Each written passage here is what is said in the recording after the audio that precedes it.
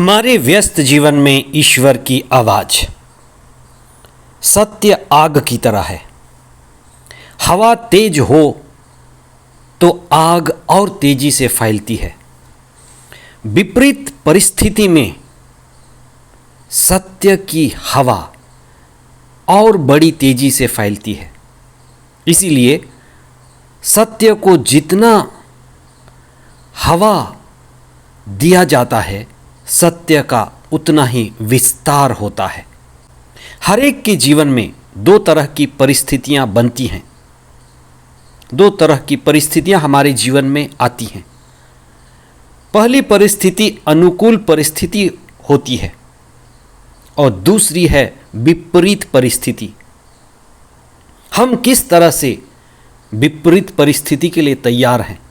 कई लोग अनुकूल परिस्थिति की कामना करते हैं।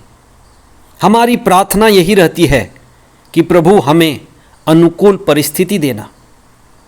पर ऐसा हर समय नहीं होता। न ईसा के जीवन में हुआ। अधिकतर समय परिस्थितियां हमारे विपरीत होती हैं।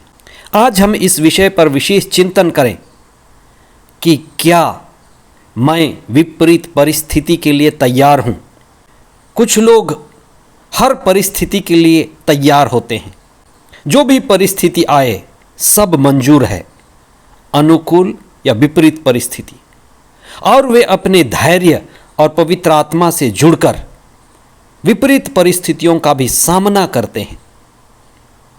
पवित्र आत्मा की बुद्धिमत्ता से वे अपने जीवन को आगे संचालित करते हैं। पास्का का दूसरा सप्ताह सोमवार 17 अप्रैल 2023, पहला पाठ प्रेरित चरित अध्याय 4 पद संख्याएं 23 से 31 तक, और संत यूहन्ना का सुसमाचार अध्याय 3 पद संख्याएं 1 से 8 तक। प्रेरित चरित में हम यह पढ़ते हैं कि ईसा के शिष्य अति साधारण और सामान्य लोग थे। पवित्र आत्मा का कार्य उनके द्वारा संचालित हो रहा था। इस बात को समझें कि ईश्वर अपनी मर्जी से किसी को भी अपने कार्य करने के लिए प्रेरित करता है। इसलिए कमजोर से कमजोर इंसान, तुच्छ इंसान जब ईश्वर का कार्य करता है तो शक्तिशाली और सामर्थ्यवान हो जाता है। ईसा के शिष्य भला कार्य कर रहे थे। ईसा ने जो कार्य शुरू किया था उन अच्छे कार्यों को जारी रख रहे थे, और ये काम पवित्र आत्मा के द्वारा हो रहा था। पवित्र आत्मा का काम, भलाई का काम और सेवा का काम, ईसा का काम शिष्यों में जारी रहा।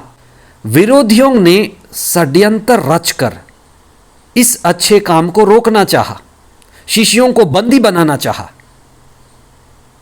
ईसा के विषय में अच्छाई और सच्चाई के बारे में बात नहीं करने की उनको धमकी दी गई।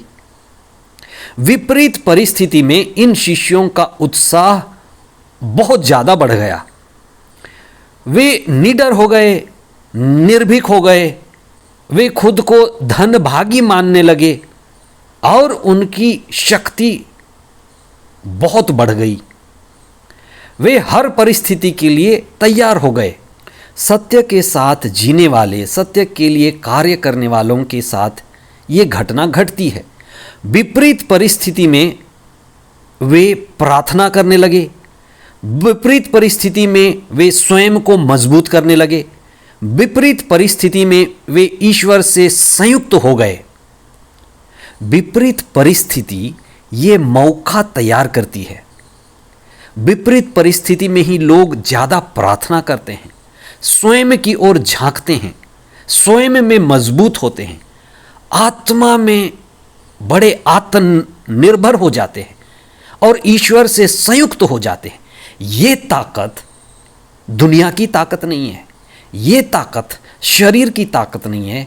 ये ताकत आत्मा की ताकत है, पवित्र आत्मा की ताकत है, और ये परमात्मा की ताकत है।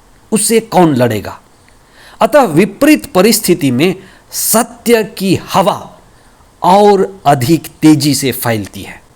आज के सुसमाचार में दो गुरु आपस में बातें करते हैं।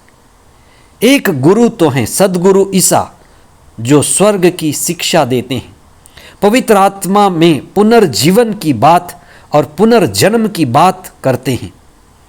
वहीं निकोदिमस जो सिनेड्रिन थे, इस्राएल के गुरु हैं, उसे आत्मा और पवित्र आत्मा के पुनर्जन्म की बात मालूम होनी चाहिए थी क्योंकि वह गुरु था।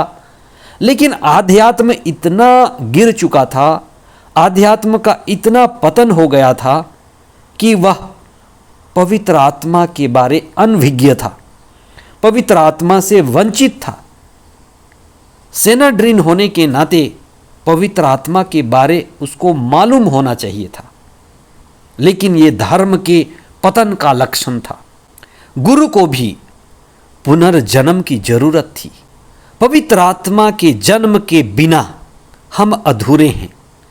पवित्र आत्मा के बिना हम धर्मांध होते हैं, अंधभक्त होते हैं और अधूरे अनुयायी बनते हैं। हमारे देश में एक बड़ा प्यारा शब्द है द्विज, दोबारा जन्मा हुआ, जिसे पवित्र आत्मा में जन्म मिला है। हर एक मसीही के लिए, हर एक प्रभु भक्त के लिए, हर एक आध्यात्मिक व्यक्ति के लिए आत्मा में पुनर्जन्म एक बड़ी संभावना है। आत्मा द्वारा संचालित होना, आत्मा के द्वारा प्रभु के दिव्य वचन को सुनना, समझना और आत्मा के द्वारा प्रज्ञा में बढ़ना, जिससे हम सत्य में स्थापित होकर सत्य के द्वारा संचालित होते हैं।